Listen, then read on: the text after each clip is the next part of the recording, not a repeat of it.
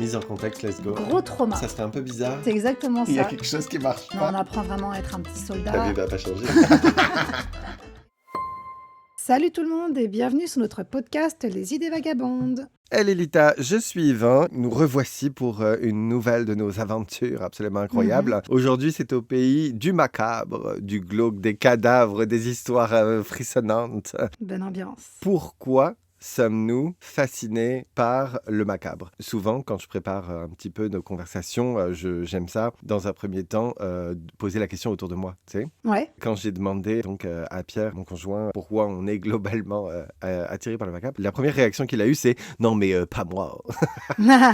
Donc, il y a des gens qui se sentiront pas forcément concernés, et puis Oui, c'est très c'est vrai. correct, il n'y a pas de souci, on parle pas forcément de vous, on parle en général. Et si vous n'avez pas conscience que c'est une généralité, il faut juste réaliser, par exemple, je pensais juste au succès des films d'horreur, il y en a toujours je sais pas combien qui sortent par an, c'est bien qu'il y ait un public pour aller les voir. Ouais. Il y a énormément de littérature sur le sujet, des séries à succès même sur des plateformes comme American Horror Story ou des choses comme ça. Des chaînes true crime sur YouTube. Donc oui, les gens, si vous pensez, je sais qu'il y a parfois des gens qui se disent « Ah, c'est comme une minorité, peut-être même les gothiques, les gens un peu sombres qui sont fascinés par le macabre et tout. » Tu sais, à une moindre échelle, parce que forcément, il y a différents levels. Regardez, votre même attrait pour certains faits divers, certaines personnalités historiques qui ont vécu des trucs de ouf et qui sont plus populaires que les autres, ou des choses comme ça, fait que ça touche quand même une très grosse majorité. Ouais, après, il y a peut-être plusieurs degrés. C'est marrant parce que moi, mon copain, comme Pierre, il aime pas du tout le macabre, true crime, ça l'intéresse pas. Par contre, il aime bien les films d'horreur, tu vois. Pas tous, mais voilà. Alors peut-être qu'il y a plusieurs degrés entre regarder un scream, tu vois, et puis vraiment s'intéresser vraiment à des faits de vraies tueries en masse, ou tu vois. Et puis il y a la forme, c'est surtout ça. Ouais. Moi, je trouve qu'il y a des degrés effectivement au niveau de l'intensité, parce qu'il Ouais. il y a des gens, genre par exemple, voilà, enfin, je sais pas, ils vont être intéressés par des potins, des trucs un peu glauques ou quoi, mais par Des faits contre, divers, genre ouais. regarder un film d'horreur, ça les intéresse pas, ou, Ouais, c'est ça. et d'avoir de la déco chez eux en mode crâne ou quoi, encore moins, tu vois. Donc je pense qu'effectivement, il y a comme plusieurs levels. Par contre, il y a une question de forme aussi. Là, ce que tu définis, je trouve que ça relève plus que de la forme que du level d'intensité, dans le sens où, par exemple, moi, si j'aime les histoires, je peux aimer regarder un film, mais pas forcément le lire. Tu vois ce que je veux dire? Oui. Donc, il y a une façon de préférence de délivrer l'information aussi. Mm. Toi, est-ce que t'aimes ça? Moi, j'adore. Je ne suis pas une psychopathe, tout ça. Non, moi, j'aime bien. Alors, je vais pas lire de livres. Étonnamment, policier et tout, non, ça m'intéresse pas. Films d'horreur, on en a déjà parlé dans un ancien podcast sur sur les films d'horreur, mais j'en regarde plus, voilà, pour diverses raisons. Par contre, j'aime beaucoup le true crime, donc sur YouTube. J'en regarde beaucoup. Et puis là, comme tu es déjà au courant, je suis en train de monter ma propre chaîne YouTube spéciale true crime. Donc forcément, j'aime ça. Absolument. Après, par contre, regarder genre à la télé les infos, machin bidule, ça m'intéresse pas non plus en fait. Tu vois, c'est bizarre. J'aime ça, j'aime pas voir des cadavres et tout. Je suis pas, voilà, je suis pas un peu folle, mais j'aime plus en fait l'aspect psychologique du tueur ou de la personne qui a fait ça. Pourquoi il en est arrivé là? Pourquoi il pense comme ça? Pourquoi il agit comme ça? J'aime bien voir si après il est, comment dire, il a pas honte, mais comme si, j'aime bien voir s'il regrette ou si au contraire il est barré dans son truc ou si pour lui il a rien fait. Enfin, j'aime bien tout cet aspect psychologique en fait dans tout ce qui est meurtre. Voilà. Parfait. Il y a deux choses très très intéressantes que tu as dit. C'est tu t'es beaucoup défendu d'être une psychopathe déjà dans un premier temps, et c'est légitime. Et je vais dire pourquoi. Moi, le premier truc auquel je me suis by the way, bref, présentation sur le sujet. Moi personnellement, je pense que si on a parlé de level d'intensité au niveau de l'intérêt qu'on peut avoir pour le macabre, moi je suis genre à 9,5 sur 10, je pense. Ok. Il a presque des cadavres dans le placard. On est à deux doigts. Genre, moi, je suis vraiment le genre de personne, par exemple, au niveau de ma déco, j'adore l'esprit un peu cabinet de curiosité. Je pourrais très bien avoir de la naturalisation, tu sais, de genre, tout ce qui est, si je peux avoir un genre de squelette de chauve-souris sous verre, etc., ça ne me dérangerait pas. C'est vrai, tu vois, un peu l'esprit de cabinet de curiosité ou pas? C'est une époque où, dans des petites étagères, ils exposaient vraiment tout un tas de trucs. T'as des mains dans des bocaux. Ouais, exactement, tout à fait. Ça, ça, c'est vraiment, ça pourrait vraiment être mon genre. Il y a souvent un attrait historique qui est lié, en tout cas en ce qui me concerne. Par exemple, tu sais, moi, je suis absolument passionné de toute une époque, justement, cabinet de curiosité, où ils inventaient vraiment tout un tas de créatures pour les vendre Ok. aux riches qui pensaient encore que par exemple, les sirènes, il y a je sais plus comment elle s'appelle, la sirène de je sais pas quoi, là, qui existe. C'est en fait des faussaires qui fabriquaient, donc, à cette époque, qui est un peu siècle des Lumières. Et tout le monde était encore vraiment passionné à mi-chemin, en fait, entre la science et les croyances folkloriques. Ouais. Voilà, Mm. et donc les nobles croyaient encore vachement que la poudre de corne de licorne, ça empêchait d'être empoisonné. Donc on allait Ok. tuer des narvals à l'autre bout du monde. Le narval est une baleine avec un genre de dents en forme de corne de licorne qui lui sort de la tête, là. Ouais, ok, ouais. Du coup, on allait capturer des narvals pour revendre des cornes de licorne en Europe, tu vois ce que je veux dire. Dans le même délire, il y avait donc la sirène de je sais pas quoi. C'est en fait donc ces mêmes faussaires qui prenaient comme un singe et ils Ok. l'assemblaient en fait au niveau genre taxidermie avec un poisson. Et en fait, t'en retrouves un petit peu dans certains encore grands cabinets de curiosité. T'as une section cabinet de curiosité au British Museum de Londres qui est absolument incroyable. Et Ok. donc, ils ont un des derniers spécimens de sirène de je sais pas quoi là. C'est un truc qu'ils ont inventé, du coup. Ah oui, oui, ils l'ont complètement Ouais, inventé, mais ok. à l'époque, tu vois, les gens pensaient sincèrement que ça existait. Ok. Tu vois ce que je veux dire? Les gens, oh my god, on nous apporte vraiment comme un fœtus de sirène, tu vois ce que je veux dire? Ok. Oh, ça me dégoûte, moi. Ouais, ben moi, par exemple, je pourrais avoir ça dans ma décoration. Ah Ça me ouais. passionne, toute l'histoire qu'il y a derrière et du coup, l'objet, la relique qui en résulte, Ok.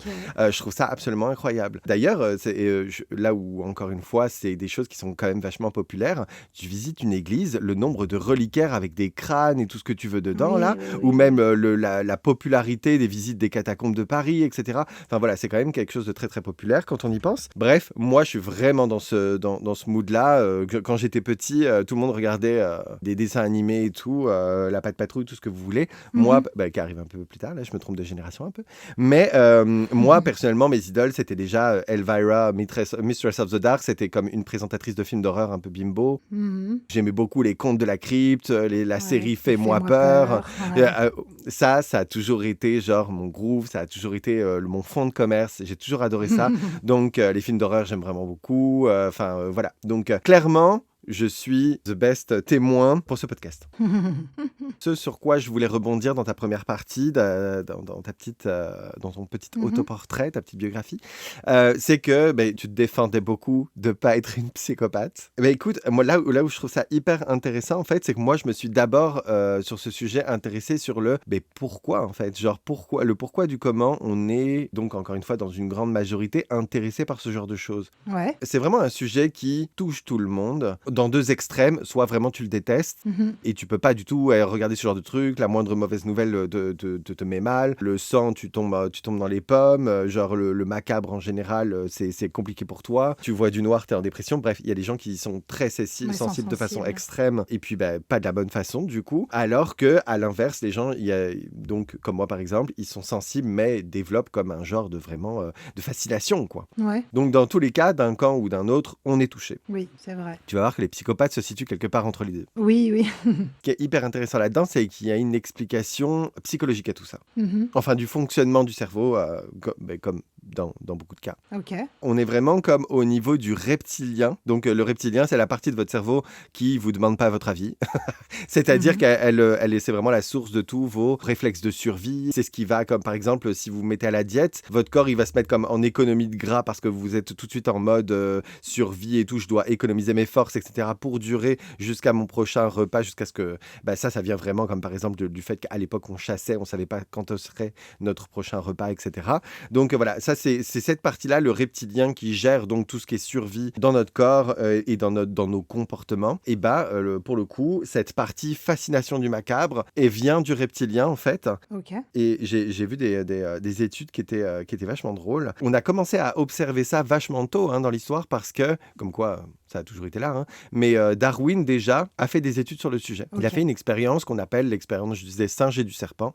Alerte spoiler, dans les expériences, il y a toujours des animaux, donc si vous y êtes Ouais. sensible, voilà. Par contre, juste vous dire que pour une fois, il n'y a aucun animal qui se fait ouvrir le cerveau pour brancher des électrodes ou je sais pas quoi. Ah, bah ça va. Darwin n'avait pas encore ça. S'il les avait déjà, j'imagine qu'il aurait usé de ces outils, mais c'était pas encore le cas. C'est clair. Et donc, le test qu'il a fait, donc l'expérience des singes et du serpent, c'est de mettre un serpent dans un sac. Il sait que les singes ont peur des serpents, instinct de survie. Oui.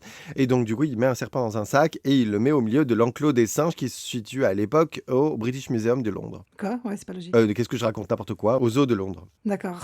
Donc, il fout un sac avec un serpent au milieu de l'enclos des singes et il regarde. Les singes, comme beaucoup de créatures sur la Terre, sont curieux. Donc, ils vont ouvrir le sac, constater qu'il y a un serpent, hurler et s'enfuir. Ok. Chacun leur tour, ils vont donc avoir cette première étape où ils vont ouvrir le sac, regarder, hurler, s'enfuir. Ah, c'est un singe par un singe qui le fait? Non, il y a plusieurs singes. Ils sont tous ensemble. Mais ils partent pas en courant tous dès qu'il y en a un qui crie? Tu sais, les autres doivent avoir un geste de recul, j'imagine. Là, on a tous regardé des documentaires. Mais, non, ils partent pas tous en courant en mode, il y a un danger. C'est pas ça qui se passe. Ils vérifient, quoi. Ouais, absolument. Et les autres, justement, qui ont donc le premier s'est barré, mais non seulement le premier va revenir, mais il va devoir attendre son tour parce que tous les autres vont aussi aller regarder dans le sac. Ok. Et une fois qu'ils ont tous hurlé, ils s'enfuient, ils vont recommencer. C'est-à-dire qu'il n'y en a aucun qui se dit « Ok, Mayday, il y a un danger ». D'accord. Ils vont recommencer en fait en boucle et ils ne vont pas s'enlacer en fait finalement. Bon. Tu vois, jusqu'à ce qu'il arrive quelque chose. Mais le serpent, il bouge pas, lui. Il est là en mode j'attends quoi. D'où le « jusqu'à ce qu'il arrive quelque chose ». Il attend Ouais, que dalle. d'accord. Il va finir par se passer quelque chose. Après, un serpent, souvent, tu sais, ça a plus Ouais, ça attaque pas direct. c'est pas un lion, il va pas se défendre comme Ouais. ça. En général, il va comme sentir une tension, se mettre un peu en mode détente, et puis bon, enfin, pas en mode détente du tout, en mode tension, justement. Et puis après, tu passes à sa portée, c'est niqué pour toi. Mais il y a toujours un petit comme temps de réaction, si je puis dire. L'analyse. Tout ça pour dire que on a observé durant cette petite expérience que c'est pas humain. Cette fascination, en fait, c'est vraiment qu'il y a quelque chose qui vient les chercher, qui vient titiller leur curiosité et qui va les appeler à revenir. Ouais, c'est instinctif, quoi. Absolument. On va mettre autre chose en parallèle, mais qui va nous amener à la même conclusion. C'est que, par exemple, dans le règne animal, on voit souvent quand tu regardes dans la savane, documentaires sur le Burundi, tout ce que tu veux, tu vas voir que les lions, souvent, suivent la migration, en fait, finalement, des proies pour pouvoir continuer de se nourrir. Ok. Sauf que l'inverse, quelque part, est vrai aussi. C'est-à-dire que quand tout ce qui est antilope et tout le bordel va faire exprès de vivre non loin des prédateurs. Pour savoir qu'au moins elles savent qu'ils sont là et puis. Absolument, pour gager où ils sont, pour aussi les observer. En fait, on a aussi observé des antilopes, par exemple, qui savent donc du coup, puisqu'elles en font exprès, qu'il y a des prédateurs dans le coin. Mais quand elles en rencontrent un, elles ne courent pas directement. Oui, on regarde tous des documentaires et on voit qu'elles courent directement quand elles sont en train de boire et sont prises par surprise et tout. Parce que dans les documentaires, on nous cible des scènes d'attaque. Oui. Mais, par exemple, il n'y a pas que des scènes d'attaque dans la vie. On peut se croiser par coïncidence ou peu importe, tu vois. Bref, tout ça pour dire que pour une proie, ça prend énormément d'énergie de s'enfuir. Et elles doivent, comme tous les ruminants et tout, doivent consommer énormément d'énergie et tout pour pouvoir continuer de vivre, continuer de s'enfuir, by the way. Et en fait, donc, ça leur coûte énormément d'énergie de le faire. Donc, il faut en fait qu'elles gage à quel moment stratégique s'enfuir pour pas tout le temps s'enfuir pour rien, avoir le temps de boire, manger, s'accoupler, bref, donc ils peuvent pas juste s'enfuir tout le temps, tu vois. Donc en fait, la conclusion de tout ça, c'est que tout cet attrait, en fait, cette fascination à la mort, la douleur, le danger en général, donc c'est tout le champ lexical en fait du morbide, c'est lié à ton instinct de survie pour analyser ce qui te met en danger et y réagir le mieux possible. Ouais. Et en fait, nous, forcément, en tant qu'être humain, on s'est développé, on s'est éloigné de la plupart des formes d'animaux. Et puis, beaucoup de nos travers primitifs se sont développés autrement. Et ce trait-là de survie, s'est développé de cette façon. C'est-à-dire que nous, aujourd'hui, quand on regarde des films d'horreur, on est un peu fasciné par le macabre en général. On lit des histoires, on écoute du true crime, etc. Et c'est vraiment comme pour se défendre. En fait, c'est vraiment ton cerveau qui essaie d'analyser ce qui le met en danger pour lui réagir au mieux et quelque part se désinsensibiliser en fait finalement à ça pour pouvoir l'analyser. Ouais, j'ai des petits chiffres par rapport à ça, si je peux me permettre. Vous pouvez vous permettre. Il y a une étude qui révèle que par rapport au true crime, il y a 61% des femmes qui regardent contre 52% des hommes. Et en fait, ils expliquent que les femmes regardent pour ce besoin de vigilance justement et de comprendre le danger. Et apparemment, 63% des consommateurs estiment que ces contenus les rendent plus vigilants, plus conscients et les prépare en fait en cas d'attaque, en cas de machin. C'est pas tant du voyeurisme entre guillemets morbide, c'est aussi pour analyser. Elle, voilà, elle s'est fait embarquer comme ça. Qu'est-ce qu'elle aurait pu faire pour s'enfuir, machin. Enfin, c'est plein de petites strates en fait qu'on apprend aussi, je trouve, en regardant. Après, de là à les appliquer, si un jour ça nous arrive, je ne sais pas. Mais en tout cas, c'est toujours bien d'être un peu renseigné, je pense, sur la chose, tu vois. Surtout en tant que femme. Absolument. Quand on parlait de reptiliens, ça veut bien dire qu'il n'y a pas de stratégie derrière. Il n'y a rien de conscient, il n'y a rien de travaillé, il n'y a rien d'étudié dans le délire. Donc en fait, c'est un instinct de survie pour toi de réagir comme ça. Exemple, avant de se rendre à aimer les bûchers, les lapidations et tout, et où on emmenait son petit marshmallow à faire griller au bord du feu où la sorcière était cramée. Et genre, pourquoi les exécutions étaient si populaires, par exemple, tu vois? Et justement, il y a cet attrait du glauque là qu'on retrouve, tu vois. Et ce qu'ils expliquaient, c'est que tu sais, tu te retrouves dans cette situation-là, on s'entend que d'un point de vue cérébral, t'arrêtes de manger, t'arrêtes de boire, voire t'arrêtes de respirer. Tu vois ce que je veux dire? Ouais. En fait, c'est parce que au niveau du cerveau, s'il te passe quelque chose de glauque, quel que soit ton attrait pour le sujet, en fait, c'est un signal prioritaire dans ton cerveau. Ouais. C'est-à-dire que quoi qu'il arrive, c'est ça que tu dois regarder et ton cerveau ne te laisse pas le choix. T'arrêtes tout ce que tu es en train de faire et donc, tu sais, tu as parlé de voyeurisme. Encore une fois, dans la société aujourd'hui, on culpabilise beaucoup de gens, on culpabilise les gens qui font des films d'horreur d'être des psychopathes, on culpabilise les gens qui vont aller regarder une exécution d'être des voyeurs, etc., etc. La vérité, c'est que votre cerveau se prépare au pire. Et en fait, c'est hyper intéressant quand même de le savoir. Ça légitime qu'on peut tous aller voir une exécution publique avec notre popcorn sans problème. Le mec abuse pas du tout, tu sais.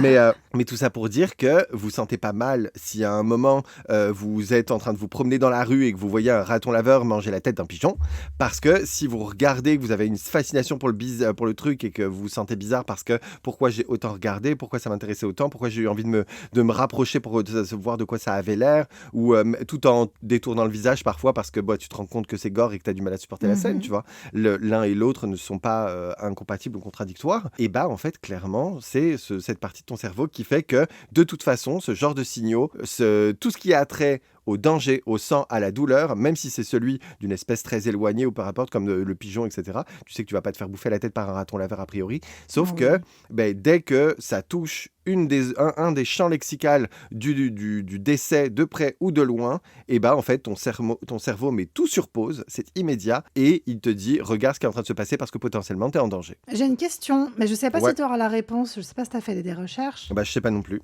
Docteur Yvain, allez-y. Ouais, j'avoue. Là, on parle beaucoup du point de vue, entre guillemets, gros guillemets, de la victime. Enfin, on se place du côté où on fait attention, machin, victime. Mais du coup, si on se place du point de vue, on va dire, un tueur en série, qu'est-ce qui se passe, lui, dans son cerveau? Tu vois, il va pas se dire attention, danger. Il va se dire, oh, waouh, je kiffe voir ça, j'ai envie de faire ça. Enfin, tu sais, c'est bizarre. J'allais y venir parce que la plupart des gens vont réagir donc du coup à tout ça, aux films d'horreur, au macabre, à leur attrait et tout, nanana, peu importe, tout ce qu'on vient de décrire. La plupart des gens, donc des gens neurotypiques qui ont un cerveau normaux, ils vont réagir du coup en fait en se désinsensibilisant de tout ça. Et quelque part en fait c'est le but, tu vois, de saisir quel est le danger réel ou quel est le danger qui est pas réel. Ouais. Enfin voilà, d'analyser la situation. Donc la plupart des gens vont être désinsensibilisés en fait au macabre en général. Et d'ailleurs, il est vraiment, j'ai entendu une fun fact qui est vraiment très intéressante, c'est qu'il y a eu une étude pendant le Covid qui disait que la plupart des gens qui sont fans de macabre, de films d'horreur, etc., ont bien mieux vécu le Covid et le fait qu'on soit tous internés chez nous, etc., parce que c'est des gens qui, en moyenne, sont beaucoup plus résilients face aux épreuves de la vie ou à tout ce qui peut arriver d'un peu pourri. Tu vois ce que je veux dire? Donc, ils ont un seuil de tolérance au niveau des choses qui peuvent leur arriver, qui est carrément à un autre level que les gens qui sont sensibles négativement à tout ça. Ouais, puis ils avaient peut-être moins peur de mourir, de machin. Ils étaient peut-être moins sensibles à tout ça, quoi. Absolument. Si on extrapole, en fait, c'est toujours relié à une peur de la mort.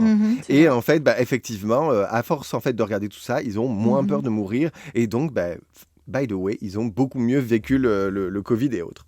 Donc, c'est quand même drôle de le savoir. Là où je m'en viens avec tout ça, et pour répondre à ta question, c'est qu'un tueur en série, potentiellement dans son cerveau, il y a quelque chose de différent.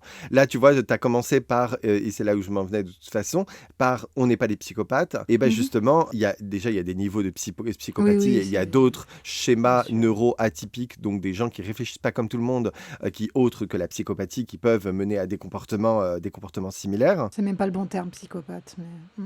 Bah, ils en font partie, c'est juste, il n'y a pas que ça. Ils en font partie, mais c'est pas... Voilà, c'est ça. Il n'y a pas que ça. Et en fait, bah, déjà, le psychopathe, oui, c'est...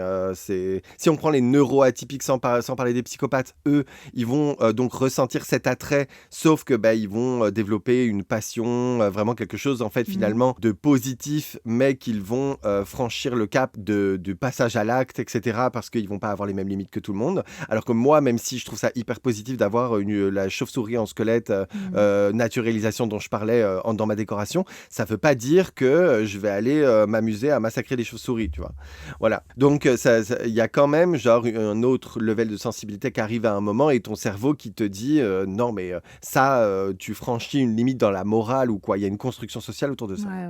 Alors que bah, déjà, t'es neuroatypique, il y a de la morale et beaucoup de choses. Il y a beaucoup de choses de tout ça qui te touchent pas, tu vois. Genre parce que tu fonctionnes pas comme tout le monde. Oui. Donc les tueurs en série et tout, c'est sûr et certain, ils font partie de cette minorité, je pense, qui développe un autre style d'attrait, de fascination et qui vont franchir ce cap de passage à l'acte pour reproduire. En fait, eux, une fois qu'ils sont désinsensibilisés au sujet, ils passent à passionner et à oh my god, j'ai envie de pratiquer et de reproduire, tu vois. Ouais, j'avoue.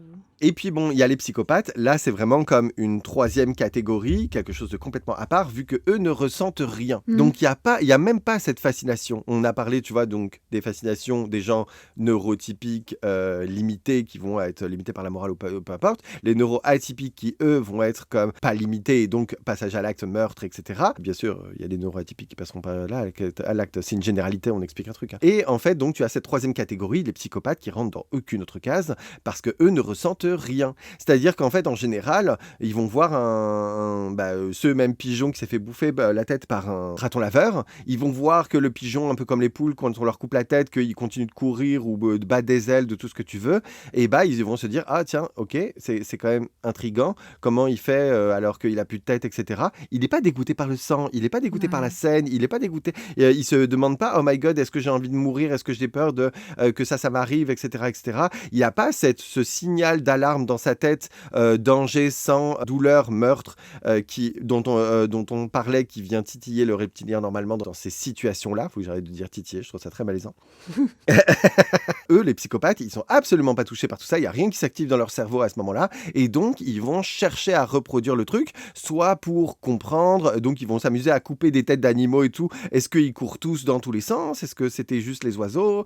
Tu vois, enfin, il y a un autre niveau des tentatives de comprendre la vie parce qu'ils ne ressentent rien. Ils sont même capables de se planter la main, etc. eux-mêmes pour se dire, est-ce que ça avait l'air de faire mal? L'animal criait, et pourquoi moi, quand je fais ça, ça n'arrive pas? Tu vois, ils sont dans un autre level d'analyse de la vie parce qu'il leur manque quelque chose. Comme des scientifiques fous, quoi. Ils testent des trucs, ils voient comment ça se passe, ce qu'ils aiment, tout ça. Ouais. Absolument. Les psychopathes sont très, très, très, très, très analystes. Tu sais, il y a... Je ne sais pas si vous connaissez les petits tests pour définir votre style de personnalité. Là.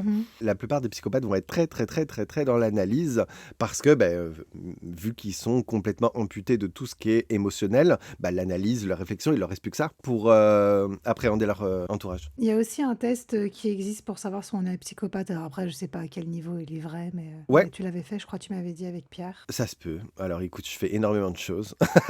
Sur Légende, ils avaient interviewé un psychopathe à un degré particulier, et je crois qu'il parlait d'un test, et à la fin, je sais pas s'il mettait le test en ligne ou je sais plus ce qu'il y avait, le lien vers le test ou quoi, mais en tout cas, il y avait des tests. On peut faire un test. Mais bon, voilà, est-ce que c'est sérieux?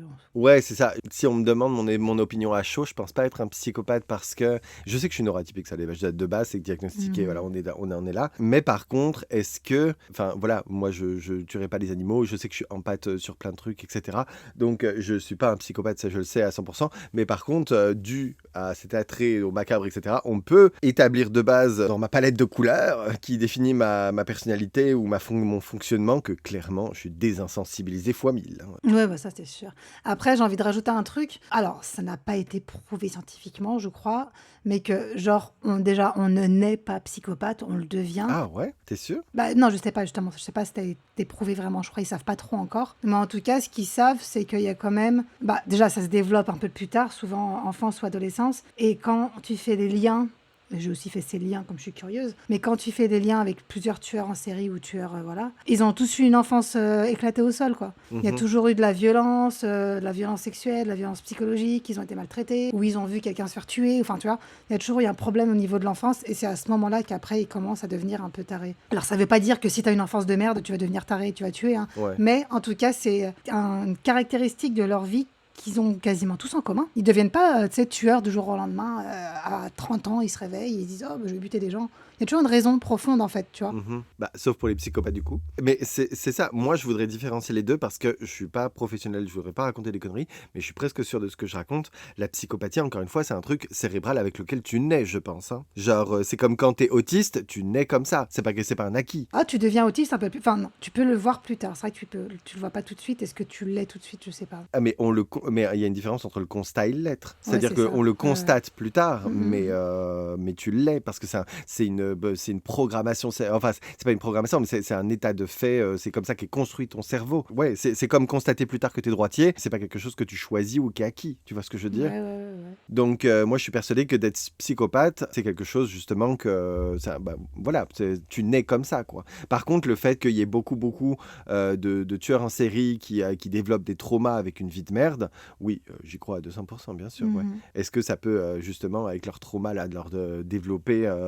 on sait, par exemple, il y a plein de maladies mentales avec les traumas qui peuvent Ouais, apparaître, c'est ça, tu vois. la schizophrénie et tout, là. Donc, là, oui, tu vois, ça débloque des trucs dans le cerveau qui deviennent acquis, entre guillemets, à développer, là, mais avec lesquels ils n'étaient pas forcément nés, même si je crois qu'il peut quand même y avoir des prédispositions génétiques. Oui, c'est possible, ça ne m'étonnerait pas trop, puisqu'on se transmet, enfin, qu'on y croit ou pas, moi perso j'y crois, qu'on se transmet des choses génétiquement et involontairement. Donc oui, est-ce que si ton père était un tueur, tu vas en devenir un? Est-ce que je sais pas, ça marche pas aussi facilement, mais il peut probablement te transmettre des gènes un peu particulières. En fait, oui, ça marche aussi facilement que ça. On sait que l'hérédité des traumas, des sentiments, de tout ce que tu veux existe, hein. Il y en a qui croient pas, c'est pour ça que je dis ça. Non, mais il y a rien à croire, ça c'est scientifique. Donc, s'il y a des gens qui écoutent ça et qui disent « Ah, mais moi, j'y crois pas », ben, on va essayer de vous éduquer parce que ça marche pas. C'est pas quelque chose sur lequel on vous demande votre opinion. C'est un fait. Je vous mets toujours beaucoup de réserves quand je raconte quelque chose. Là, je le sais. Quand, par exemple, tu sais, on avait fait, j'en avais déjà parlé sur un autre podcast, mais le test qu'on avait fait sur les rats qu'on a électrocutés, puis on les a fait se reproduire, et finalement,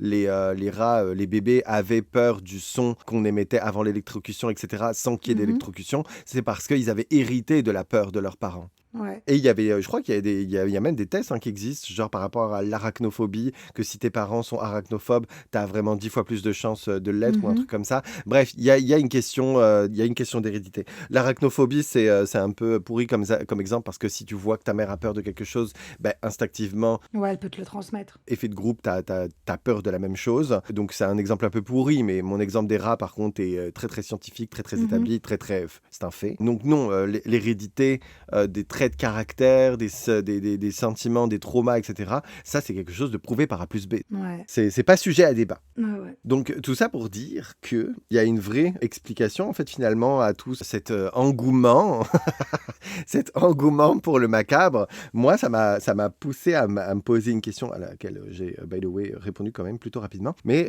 c'est est-ce que les gens qui ont un attrait du coup pour le glauque ont une meilleure capacité d'adaptation, puisque c'est de ça qu'on parle. On parle de capacité d'adaptation, d'instinct de survie en fait finalement qui fonctionne de façon un peu extrapolée pour s'adapter justement au danger et tout et y survivre, quoi. Ouais. Donc voilà, donc on parle de capacité d'adaptation et de survie. Donc est-ce que tous les gens, si on divise le monde en deux entre tous les gens qui aiment pas le glauque et les gens qui l'aiment, est-ce que les gens qui aiment ça ont une meilleure capacité d'adaptation que le camp adverse? J'aurais pas vraiment de réponse à ça. Parce que même si, bah, après, t'as peut-être une vraie réponse, mais même si, admettons, t'es quelqu'un qui regarde pas ça parce que t'aimes pas ça et tout, ça veut pas dire pour autant que ton instinct de survie est éclaté au sol. Ça se trouve qu'au fond de toi, t'es un gros guerrier et hyper intelligent et tu vas t'en sortir, tu vois. Alors que t'as jamais vraiment regardé. Enfin, je sais Bah pas. après, gros guerrier, l'insouciance dans le règne animal, en général, ça termine pas bien, hein.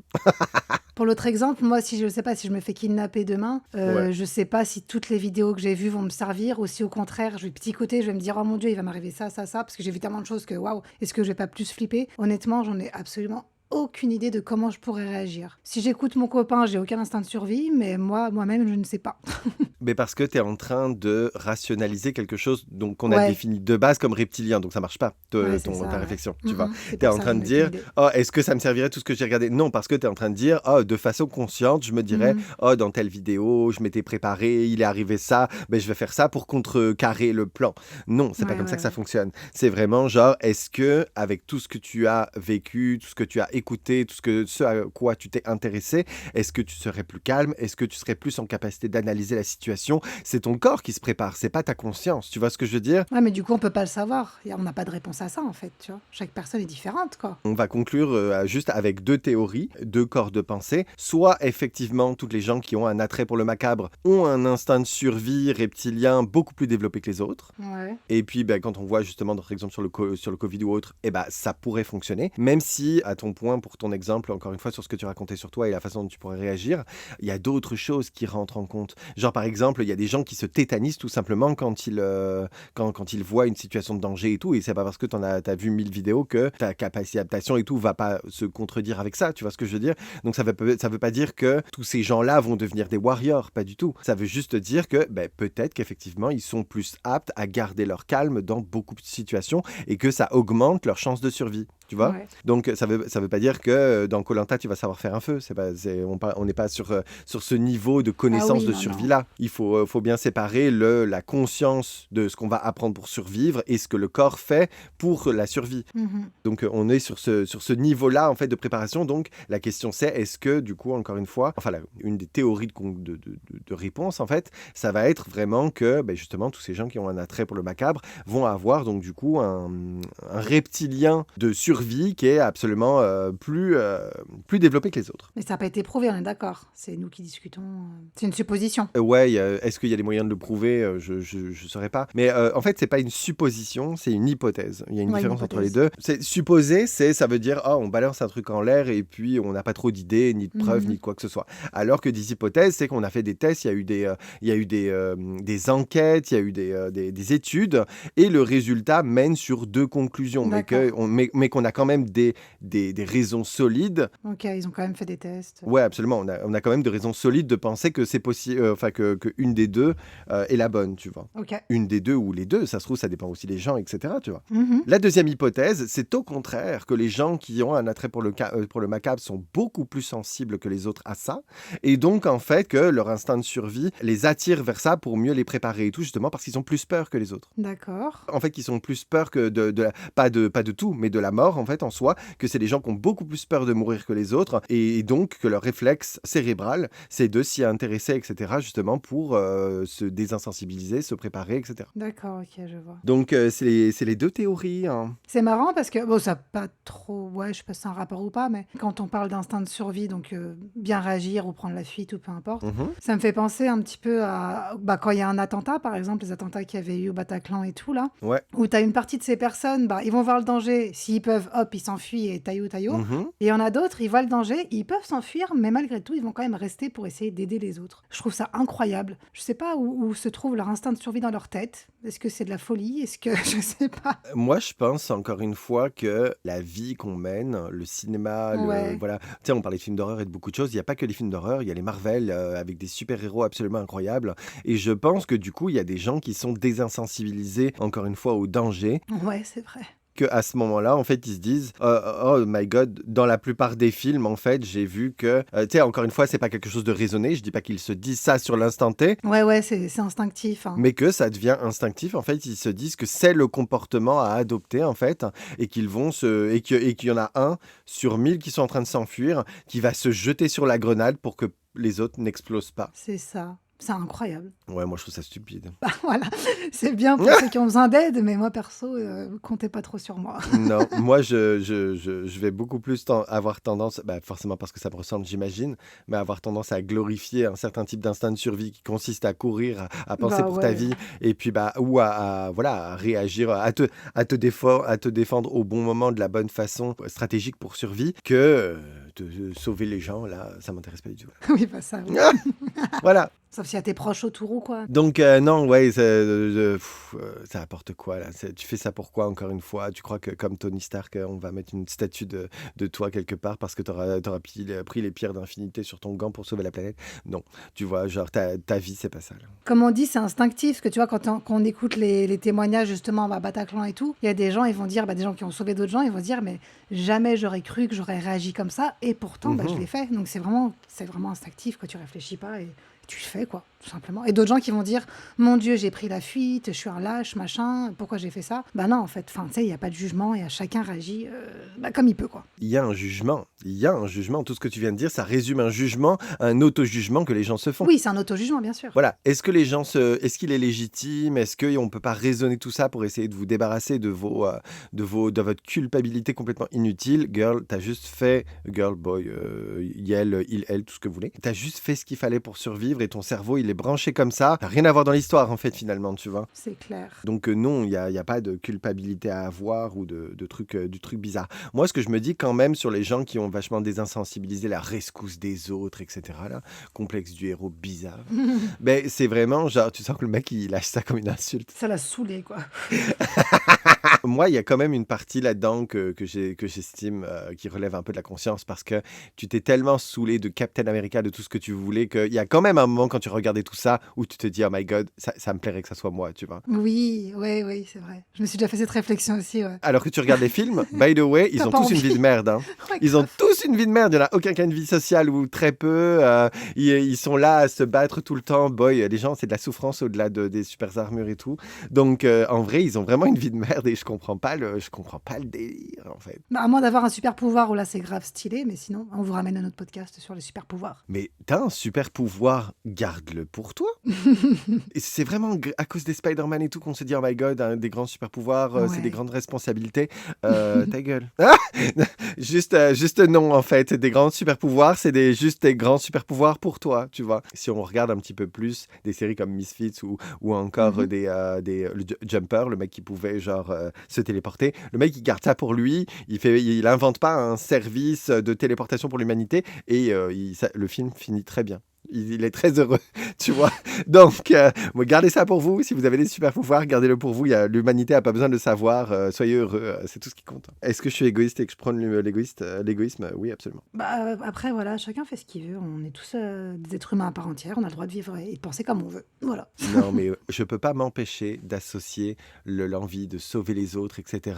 Voilà. T'as désinhibé tout ton reptilien de la survie pour aller sauver tout le monde, là. Franchement, en vrai, à quel point t'as besoin d'attention. Après, c'est utile pour les pompiers, les flics et tout. S'il n'y avait pas des gens comme ça, on serait dans la merde aussi, hein, Oui, tu vois. non, mais c'est différent. Les gens qui veulent devenir pompiers et tout, genre, il y en a beaucoup qui ont quand même un attrait différent. Tu sais. Genre, ça vient avec de la construction sociale. C'est pas pareil, Ouais. je trouve. Bah, ça se trouve, il y en a qui ont quand même le complexe du héros ou quoi. Mais moi, je suis persuadé déjà que tu fais une étude, il y en a combien qui deviennent pompiers juste pour se taper plein de filles. Je pense qu'on peut en parler. Et puis en plus, je trouve que là-dedans, les risques, je vais être très mauvais en disant que les risques sont limités parce que c'est pas vrai, mais ils sont préparés. Ils sont préparés et tout. Des pompiers qui meurent, il y en a quand même pas tous les 2 jours. Tu vois ce que je veux dire? Il y en a, ça existe. Bien sûr que c'est un métier à risque, c'est pas ce que je dis, mais dans toutes les interventions, si on fait un prorata, il n'y a pas un mort à chaque intervention non plus. Tu vois ce que je veux Mhm, dire? mhm. Donc le risque est quand même potentiellement calculé. C'est comme les gens qui deviennent réservistes, là, pour toucher une rente toute leur vie en espérant qu'il n'y ait jamais de guerre. Bon, vous allez faire des pompes une fois par an dans un camp militaire. On le sait, le jour où vous êtes sur le front, c'est pas pareil. Tout ça pour dire que le risque, quand il s'engage là-dedans, est quand même plus ou moins calculé. T'es pas sur le Oui, mec, bien justement, au sûr. Bataclan qui va se jeter sur le mec qui tue tout le monde. On entend parler des fois de ces gens dans un train qui ont, genre, un civil qui s'est jeté sur un terroriste qui allait faire un truc de Mm. ouf et tout. Et ok, tu vois. Non. Voilà. Donc, non, la morale de l'histoire, c'est que, non, c'est que moi, je comprends pas ce besoin. Si tes enfants sont dans le train et que tu te jettes sur le mec pour sauver tes enfants par instinct de protection, je le comprends. Et je peux le placer sur un petit piédestal quelque part. Je peux vous réserver une place sur le piédestal. Pourquoi pas? Mais par contre, si tu le fais encore une fois, et on en connaît tous des gens comme ça, pour te sentir admiré, je suis une bonne Mhm. personne, je suis un homme, je suis un super-héros, je suis Captain America, va bien te faire foutre en fait.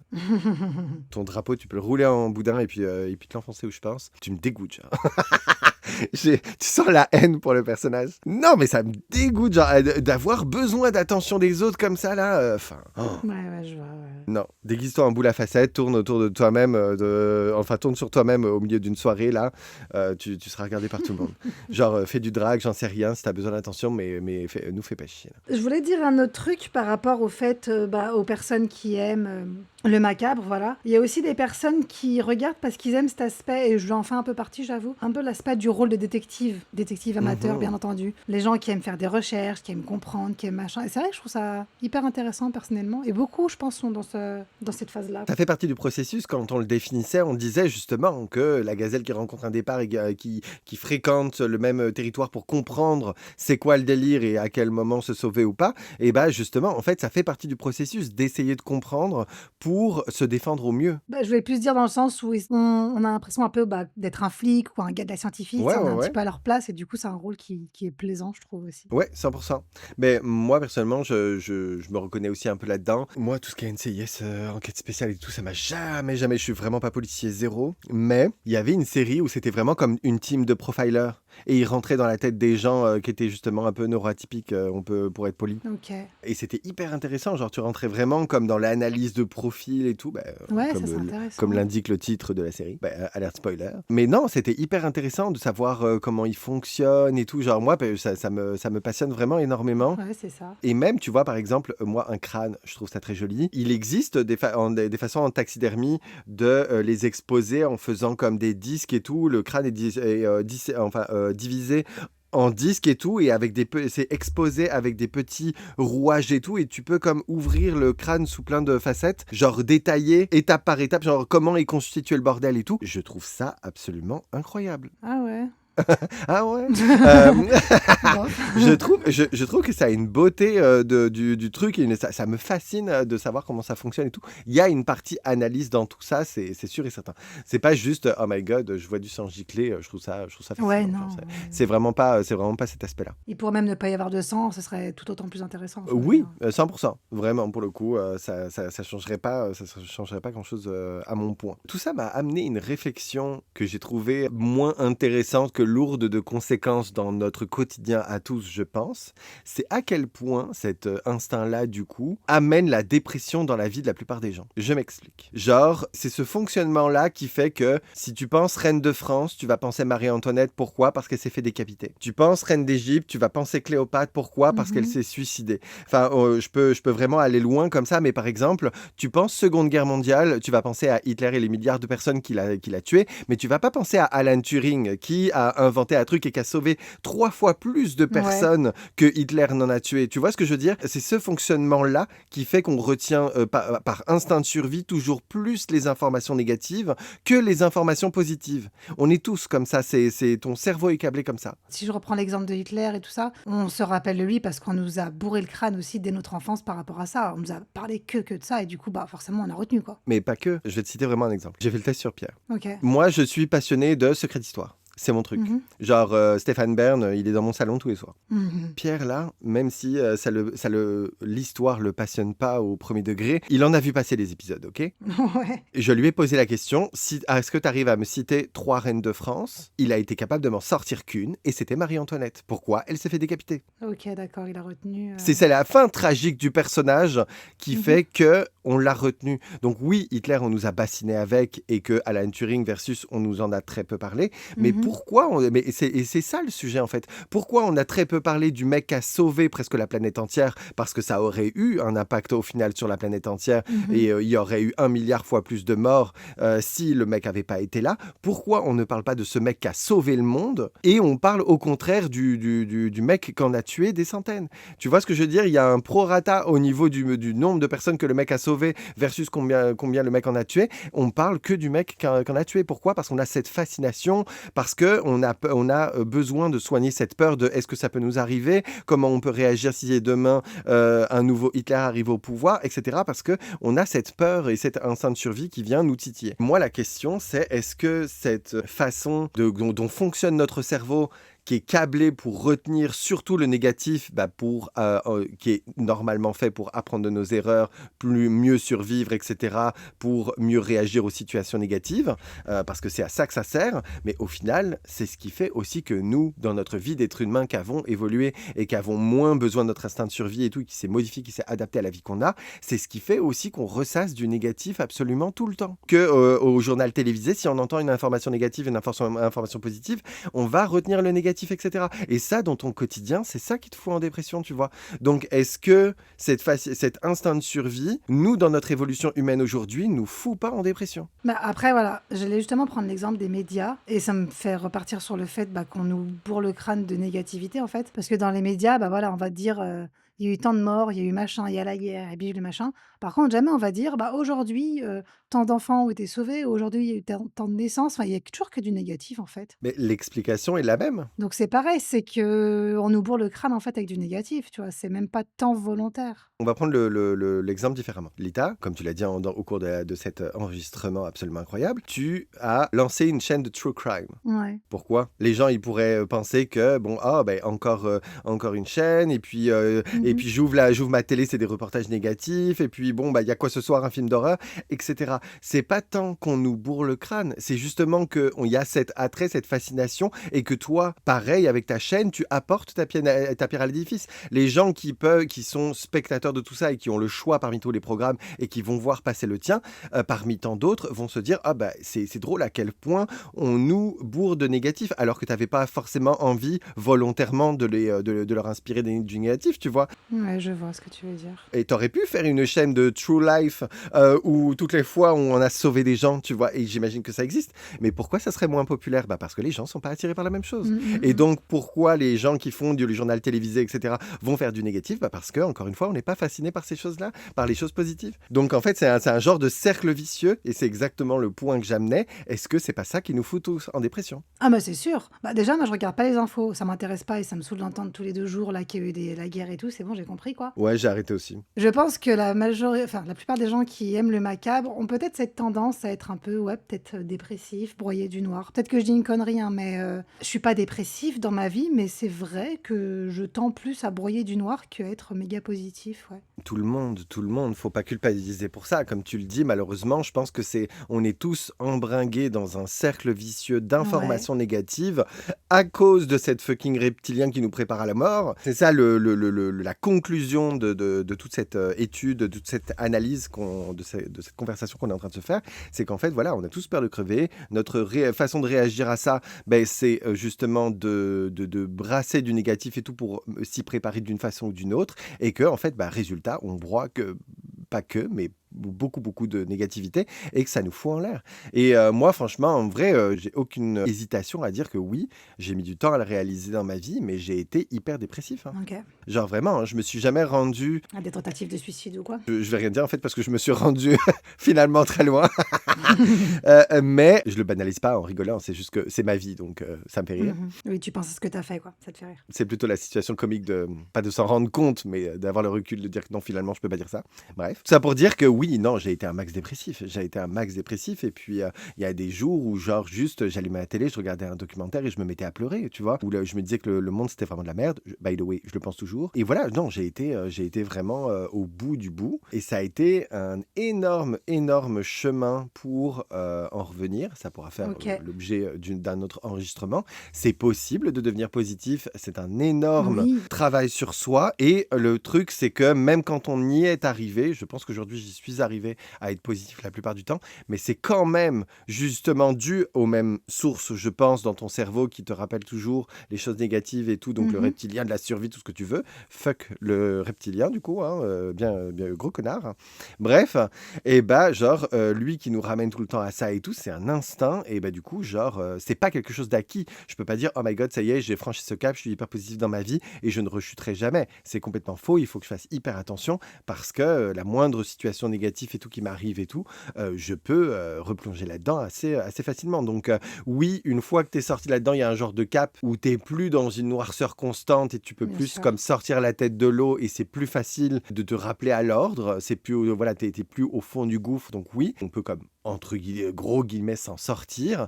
Mais même là, tu peux avoir des petites rechutes et il faut faire attention. Parce que, encore une fois, on est entouré de beaucoup de positivité. Mais c'est ce que j'allais dire. C'est peut-être pour ça aussi que la pensée positive, qui est d'actualité depuis quelques années, est pas super bien accueillie, tu vois. Souvent, les gens, ils se font tailler, ah, mais tu penses positif, machin. Enfin, tu sais, c'est genre trop surjoué, trop machin. Et moi, je sais, quand je parle, par exemple, avec ma mère, qui est très négative dans sa vie, et comme plein d'autres gens, elle me disait, mais en fait, c'est hyper dur de penser positif. C'est genre un effort de devoir penser positif, 100%. alors que penser négativement, mais c'est tellement facile. Parce que c'est un instinct, on le fait même sans même réfléchir. On le fait constamment, sans même réfléchir. Justement, toujours dans l'optique inconsciente de se préparer au pire, dans l'objectif de survie d'une façon ou d'une autre, là, même si c'est souvent pas possible. Et en fait, au final, voilà, c'est ça qui nous Mais fout c'est complètement ça. en dépression tout le temps, quoi. Et intense. C'est pour ça que même on dit des fois, on parle de stars par exemple, on va se dire attends, le gars il a tout pour être heureux, il a de l'argent, des amis, des femmes ou tout ce que tu veux. Et finalement, le gars il est en dépression comme jamais, il est alcoolique ou il est sous médoc ou sous drogue, enfin tu sais. Mhm. Finalement, il n'y a rien qui peut nous rendre vraiment heureux, j'ai l'impression, dans la vie. On dirait deux dépressifs qui discutent. Mais c'est vrai, c'est comme quoi. Moi, C'est je dur, pense quoi. pas qu'il y a rien qui peut nous rendre heureux dans la vie. Non, mais tout le temps heureux, tu vois. Ah non. Non, non. Mais déjà, by the way, ça c'est vraiment pour moi un autre sujet qui mérite qu'on s'y penche pleinement et entièrement. Mais c'est une façon de vivre sa vie. De vivre sa vie, de mindsetter son cerveau, de Ouais, c'est ça, réfléchir au hein. quotidien. C'est pas facile, mais c'est tout à fait possible. Faut travailler sur soi-même, quoi, en fait, hein. Le bonheur, je suis pas Gandhi, hein, prenez ça comme vous voulez, mais c'est vraiment plus comme une façon de voir la vie Mhm. qu'une façon matérielle d'avoir la possibilité d'être heureux. Genre. Ouais, ouais, ouais. Même si, évidemment, quelqu'un va me dire, ouais, t'es bien content quand t'as l'argent. Oui, évidemment que le matériel peut jouer, c'est parce que c'est pas ce que je suis en train de dire. Mais il y a beaucoup de gens, regardez des documentaires, il y a des gens qui n'ont pas un centième de ce que vous avez et qui peuvent être beaucoup plus heureux que vous, vraiment. Genre. Ouais, c'est ça. Donc voilà, conclusion, soyez pas en dépression. J'avais un dernier point, c'est l'hybristophilie. Hybristophilie, incroyable. Qu'est-ce que c'est que l'hybristophilie? En gros, c'est l'attirance pour les criminels. En gros, c'est toutes ces personnes qui ont un attrait sexuel et qui sont attirées par les criminels. Ouais, qui écrivent aux gens en prison et tout, là. Ouais, c'est ça. Je trouve ça fou. Est-ce que c'est la gazelle qui se rapproche du guépard pour y survivre mieux? C'est quoi le délire? Ou est-ce Bah, qu'au je sais pas. contraire, elle a plus aucun instinct de survie, ça a été débranché, genre, par un quelconque trauma, et donc du coup, il cherche un genre je sais pas, tu sais, le truc comme les femmes battues, là, qui y retournent, on sait pas trop Ouais. pourquoi. De syndrome de Stockholm. Bah non, c'est pas un syndrome de Stockholm. Ils appellent ça le syndrome de Bonnie and Clyde. Ok. Au moins, Bonnie and Clyde, il me semble qu'ils étaient comme amoureux réciproquement et qu'ils étaient tous les deux tarés, non? Enfin, tarés, c'est péjoratif avec tout ce qu'on vient d'expliquer, mais... Alors, j'ai plus l'histoire vraiment en tête, mais est-ce que c'est pas lui qui était d'abord... Est-ce que c'est pas lui qui était d'abord un peu olé olé et celle qui tombe amoureuse de lui, peut-être, et qui est devenue comme ça? Un truc comme ça? Je saurais pas dire. Ça se trouve, oui, ça donnerait du sens à ta Je crois que c'est référence. ça. Parce que personnellement, je sais qui ils sont, mais le pourquoi, j'ai jamais regardé de documentaire ou quoi. Je devrais peut-être parce que, je sais pas, ils font partie de la culture populaire aujourd'hui rien qu'avec cette petite expression. Donc, clairement, je devrais m'y intéresser au minimum pour savoir de quoi on parle. Ouais, il y a un film dessus qui est vraiment bien. En tout cas, ce syndrome existe, voilà. En tout cas, voilà, je connais pas, donc je n'irai pas m'aventurer sur le pourquoi du comment, c'est légitime ou pas. Mais ok. Bah, c'est comme ça, c'est un syndrome, voilà. Est-ce qu'il se passe un truc dans ton cerveau, j'imagine, hein, comme des gens qui vont être attirés par les animaux, on sait pas pourquoi, mais bref, ne partons pas dans un truc glauque comme ça. Non, ouais, là, ça c'est vraiment chelou, par contre. Mais voilà, et puis en plus, bah, j'ai pas de chiffres, hein, mais j'imagine qu'il y en a quand même pas mal, hein, parce que bon, on en entend tous les jours, hein. José en prison, elle vient d'avoir un enfant avec Josiane, alors Je que... te enfin, jure, tu sais, le mec il rentre en taux, là, il a mais 50 c'est lettres incroyable, d'admiratrice et tout. c'est Moi, ça me fou. fascine, Oh, genre. c'est terrifiant. Enfin bref, eh bien voilà, on conclut ce podcast sur l'hybristophilie. Hybristophilie, je ne vais pas retenir ce mot. Moi non plus. Mais je vais savoir qu'il existe. Voilà. Voilà. Ça, c'est déjà une bonne chose. Conclusion, moi, je serais tenté de vous dire, déculpabilisez-vous d'avoir un attrait pour le macabre parce que potentiellement, vous avez juste un instinct de survie bien développé. Ou c'est juste comme une façon d'appréhender tout simplement des craintes ou des choses comme ça et donc que c'est quelque chose de, général, de très très naturel. Donc, que ça soit assumé ou pas dans votre décoration. Personnellement, dans mes références préférées que je peux vous recommander, Edgar Allan Poe, l'intégralité de toutes ses œuvres, c'est mes livres de chevet. Je les aime vraiment beaucoup. Faut pas être sensible, vous allez faire des cauchemars. C'est pas du gore, mais c'est des trucs vraiment très très malaisants. Moi, je voulais rajouter quand même un point. Si vous commencez à à tuer des animaux, vous aimez ça ou quoi, posez-vous quand même des questions et allez consulter, s'il vous plaît. On a beau aimer le gore, à un moment où on commence à faire des trucs bizarres, c'est que ça va mal finir. Voilà. Merci. Non, c'est ça, exactement. Si vous avez envie d'aller faire une partie de bowling avant d'aller faire une fusillade dans un collège ou j'en sais rien, Ouais. c'est que là, c'est pas une fascination pour le gore, comme on l'a dit, c'est une troisième catégorie bien à part. Vous l'avez pas vu, mais vous les avez entendus mes guillemets, je pense. Donc voilà, donc on se retrouve la semaine prochaine, donc avec un nouveau sujet qui est l'infidélité. On vous voit. On vous voit, on va parler de vous et vous serez le centre de l'attention, ainsi que vos petites manigances. Exactement, c'est la première étape avant de passer au meurtre. Parfait. On espère que le podcast vous a plu. Et puis n'hésitez pas à nous balancer en commentaire vos petites références macabres. Et puis j'irai personnellement regarder avec beaucoup d'intérêt. Merci beaucoup. Bye. Bye bye.